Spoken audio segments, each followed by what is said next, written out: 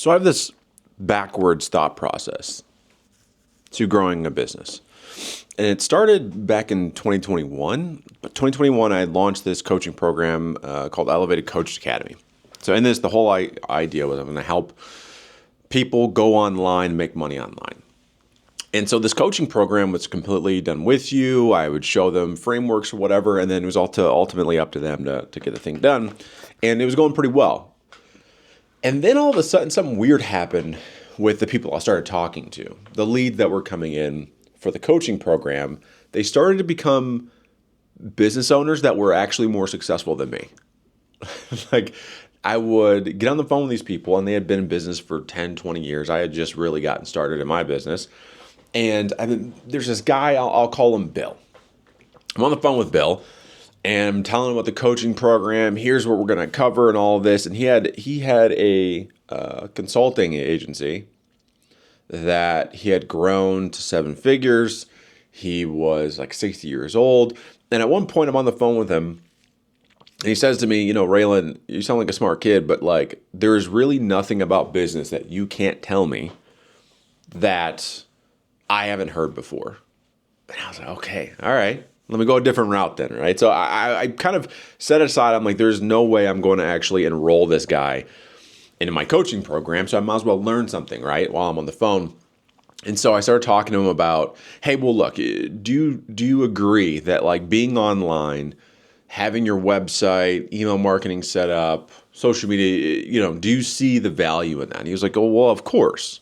It's just my business has always grown from word of mouth, and it's not something you can scale because you don't know when the word of mouth is coming, but it just so happened that it's worked for me. I've always been interested in the online space. All right, cool. So then again, just out of curiosity, I said, well, what if I just did it all for you, right? You sat down with me for a little bit of time. I record you. I get all the pieces of content that you need for the month, and I post everything. I do your email funnel. I do it all, right? I do it all for you. Would that be interesting to you? Do you think that'd be of value? And he said, yes. He goes, yeah, but here's the question. How much? Super long, awkward pause. I'm sitting there thinking, I don't freaking know. I just made this up. I go, all right, but like $4,000 a month. And then you can cancel anytime if you don't like it. He goes, deal. Okay. So that was the first client that I ever signed for an agency. Here's the funny part. I didn't have one. All right. I literally did not have an agency. This thing did not exist. It was literally just an idea that I had that I was like, this could be interesting. I just wanted to see if that was ultimately what he would want. Of course, he said yes. So now I'm in kind of a panic mode, right? Luckily, I had just signed all these online creators and coaches into my coaching program. So I call some of them. They go, hey, I know you're going to be doing my coaching program. What are your thoughts about starting an agency? And I called 2 people in particular, my buddy Tim and Elisa. Tim's a brand strategist. Elisa is really great with content and the strategy of content. And I was like, okay, cool. We have an agency now. And that's literally how it started. And then, fast forward a few months later, we're doing about 35,000 a month in recurring revenue just from this kind of idea. Now, I bring this up because a lot of people do it the reverse. They figure out their branding, they make the website, they develop the offer, then they go out and try to generate leads, and then from those leads, they try to make a sale. And that could take a whole bunch of time. There are people that I know that, I don't know, this would have been 4 years. There's people I know about 4 years ago had an idea for an offer that still have yet to launch it, to sell it, to have it working, right? Simply because they have this mindset of, I have to build it first. And I get where it comes from. Where it comes from is this need I have to know exactly what I'm doing before I could sell something, right? I have to have the confidence to be able to say this is what I do before I go out and sell it. And it makes perfect sense. I have always done it since this point in time. Every single offer that I've ever done has stemmed from me having an idea, calling somebody and going, hey, if I had this thing, would you buy it today? And there's a really good kind of way to do this, right? You just do interviews. So literally just last two nights ago, somebody hit me up and was like, "Hey, I want to ask you questions around SaaS agencies and all this." And so I spent 30 minutes like getting interviewed about it so she could figure out her offer. And it's that in this moment that I kind of brought up to her. I was like, "Hey, this is a really good sales kind of motion, but you have to finish it with, if this was available today, would you buy it?" And you can go even a step further. This is something that I've done and I've recommended people do, is you simply go, "Hey, I have this offer. I'm designing this offer. Here's what it's going to do. And here's how I think it's going to help. Would you buy it if it was available today?" Well, if they say no, great. Tell me why. What about this do you feel like is missing that ultimately will help you get to where you want to be? What's missing in this offer? And they'll go, "Well, I really want more one-on-ones. Like it's really important to me that I have one-on-ones." Okay, cool. Let's say instead of one-on-one that we have 5. Would you buy it if it was available today? And imagine they say, "Yes, absolutely. I'm buying that." It's at this point, you have to have kind of the wherewithal, the kahunas, whatever you want to call it, to go, "All right, cool. It's this amount of money. I'm going to send you an invoice since you said you would buy it." And if they go, hold on a second. No, I'm not going to buy it. Okay, but why not? It's this line of questioning that will help cement your offer. It's them saying no, what leads to you making your offer better. It could also be not even the offer, it could be you. "Well, I don't really know you that well." Okay, so let's say, for example, 3 months go by, you're on my newsletter, you're watching my content. Do you think that will give you enough time to be able to judge whether or not you can trust me to get to where you want to be? Yeah, I think that's enough time. So guess what you do now? You make sure they're on your newsletter, you consistently make content, and you're going to reach back out in 3 months and go, "Hey, what are your thoughts now?" The reason, again, I think this methodology makes way more sense is simply because of the fact that we spend all this time creating, building what we think, not the consumer, not the client, not the customer, that you as the creator think people need. And then you go out and try to sell it and you can't sell it. Well, it's because you didn't start backwards. So I start with the concept of, can I get someone to say yes and actually exchange money? And then I'll go ahead and make it. So here's some real world examples. Let's say you want to start a digital product. Like, for example, I have this Notion template that I made. So before I made it and spent the time to get it created and get it dialed in, I asked a whole bunch of people, "Hey, do you think if I had this template, you can just steal and you have a content calendar, you have this, you have that, do you think you would buy it?" They're like, "Yes." That's when I decided to actually make it. When I knew that I had at least X amount of people that would say yes to buying it. You want to start a course? Cool. Talk to a bunch of people and go, if this course was available today and it cost X amount of money, would you buy it? There is another way around this. It's just having a wait list, for example. So right now, as we speak, I'm creating a course that'll help people create an agency, similar to what I was talking about today, a second ago, but create an agency in 30 days. So this course, before I even started making it, I asked a whole bunch of people, "Hey, if I had this available, would you buy it?" They said yes. So now I'm actually going through the act of buying it. So at the end of the day, life is too short, in my opinion, to build shit nobody wants. Like, I know we have tons of ideas and things to create, but every time you create something, you launch it and nobody buys it, it starts to eat away at you a little bit. It starts to diminish your confidence for what you could do. And so then eventually you just stop. I do the opposite. Sell first, build second.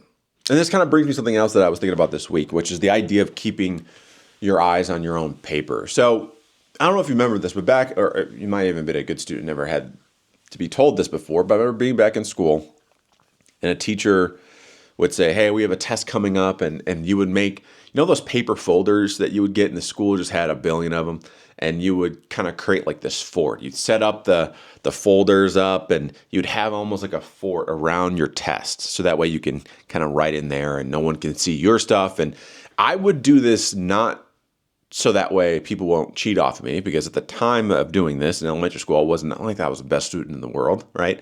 It was probably more for me to make sure I don't go and cheat, right? Or I don't look at someone else's paper. But this stems from the teachers telling us back in the day, keep your eyes on your own paper. And I feel like as business owners, you could throw in content creators on here. It's really easy to forget this motto. Keep your eyes on your own paper. Because if you scroll online today, or maybe you're on YouTube watching this, or maybe this is like the third or fourth podcast you listen to, maybe you're sitting here thinking, man, I want to create a podcast. So you started doing research, quote unquote, right? You started looking at other people's podcasts and saying, okay, what can mine look like? What can mine feel like? But all it does really is consistently push the inevitability of you doing it farther and farther down the line. You start to listen to people's content, watch people's content, and you go, man, they're so comfortable. They're so good at it. Like, I can't be that good, so I might as well not do that. 10% of the time, I do think it is helpful to look at other people's stuff, to not keep your eyes on your own paper, to check out what people are doing. I'm subscribed to a handful. I used to subscribe to a lot of different newsletters. Now I only subscribe, I think, to 2 right now that I read every week. And that's simply because I aspire to write as well as they do. I like the framework that they so I'm learning from them, but I'm also kind of gleaning some insights. But what I found is if I have 2 people I follow, or I'm subscribed to when I'm talking about newsletters and email marketing, I'm less likely to get stuck with, well, how should I do it? Maybe I shouldn't do it this way. Maybe I should do it that way. It still allows me to stay in action. The more people I'm subscribed to, the more people that I'm looking at, I start to compare myself too much. And we all know this saying, right? Comparison is the thief of joy. We all know that. We've heard that a billion times. But how many of us actually heed that advice and make sure that we don't get stuck in it? I mentioned this, I think, the last episode that I did. But my buddy Eddie, again, as much as I love that man, hey, guys, that's my guy. I think he's one of the most interesting creators on YouTube today in terms of what he says, how he says it, but also his process. But just about every time I watch that man, I think to myself, why even make content in the first place? It takes the fun out of it for me. So I have to do it in doses, right? I go through a binge of his content to get inspired, but it's just so I can have that, don't compare, but just to appreciate it for what it is. And you see this a lot online. People saying that I unfollowed a bunch of people. That made me feel some type of way. Listen, I think that's great. I've heard people unfollow me because they didn't like that comparison.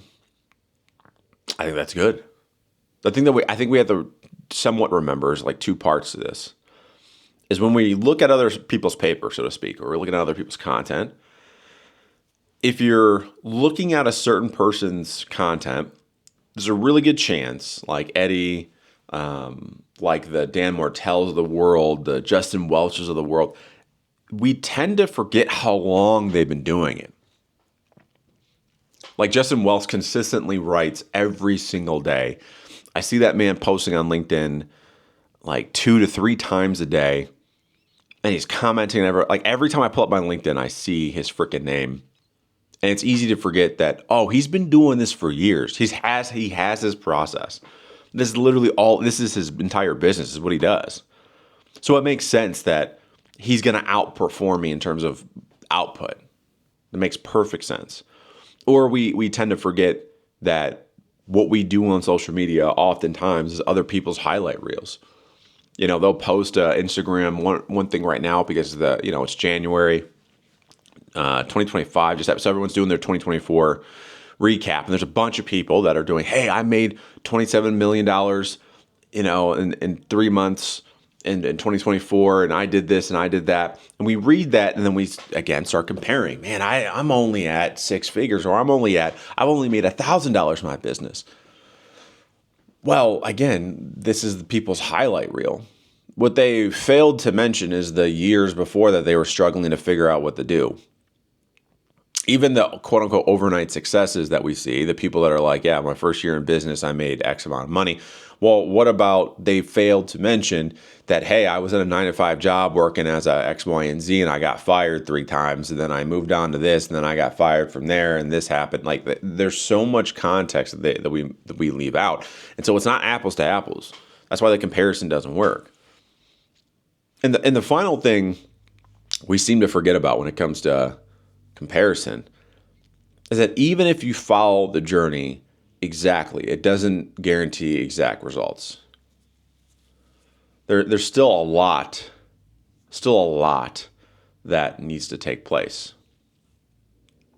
Even if you follow exactly what Justin Welch does or what I do online, it doesn't mean you're going to have the same exact results. There's people that I've told my exact strategy and how I'm creating content today online, that they do it and they actually have better results than me.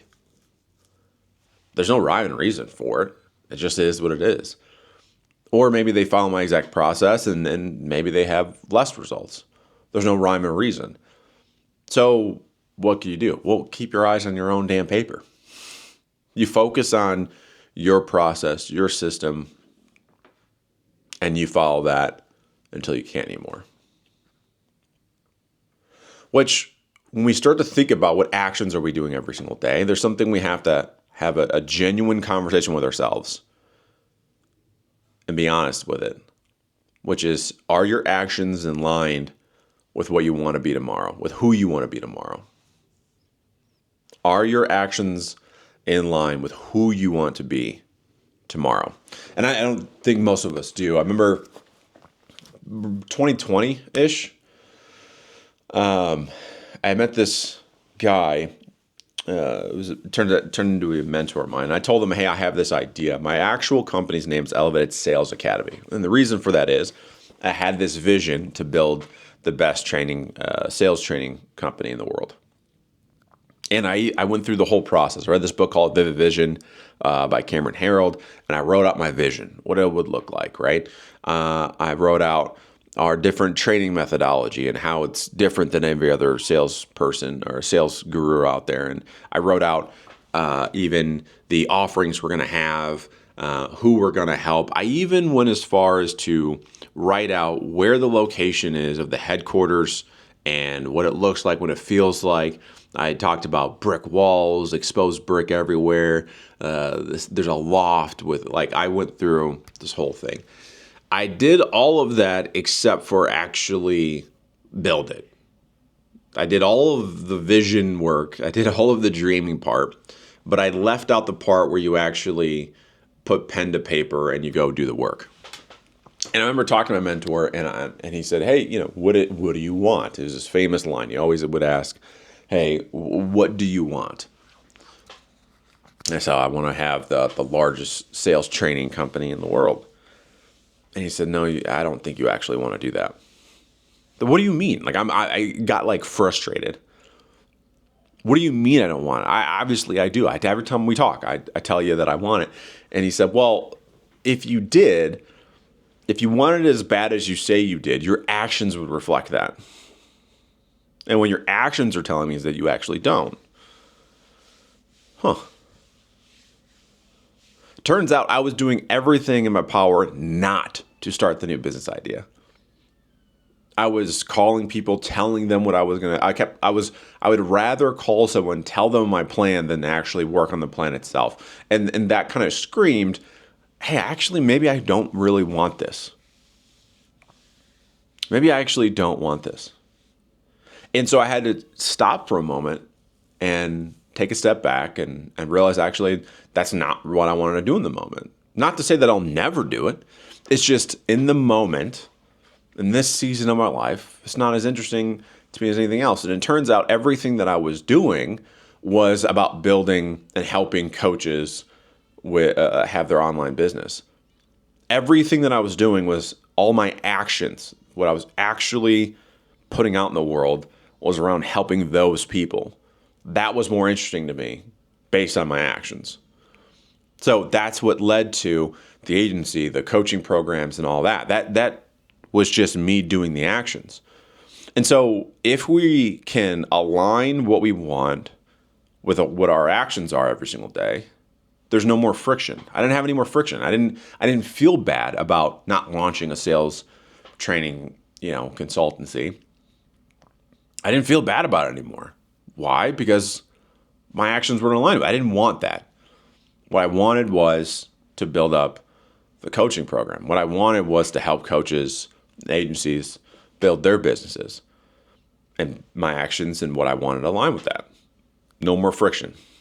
So at the end of the day, life is just too damn short to pretend you want something that you actually don't. If you're unsure what you want, simply just look at the actions you're doing every single day. And it'll probably point you in the right direction. This is what I actually want. Now, if what you want is different than your actions, you need to change your behavior.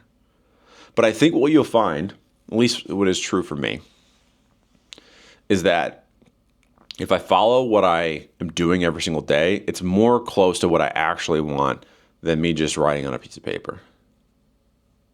This, by the way, doesn't have to just stick to just business. It's, hey, I want to save a bunch of money. I want to pay off debt. I want to take my family to a vacation. If you actually wanted it, you'd start to do those actions. And yeah, of course, it doesn't mean that you need some systems in place and some processes in place that'll help you do that, right? Behavioral change is difficult. But if you follow your actions, you have a better idea of what you actually want. So, with that being said, that's it for this week. Hopefully you like the new framework, by the way, of the podcast. If you do, let me know in the comments over on YouTube, as well as just shoot me a comment or something over on Instagram with these. And as always, appreciate you listening to these rants. Appreciate you checking out the podcast. And as always, I'll catch you in the next one. Make sure you like, comment, subscribe if you're over on YouTube, or share with a friend if you think this is valuable. Appreciate you. I'll catch you all in the next one.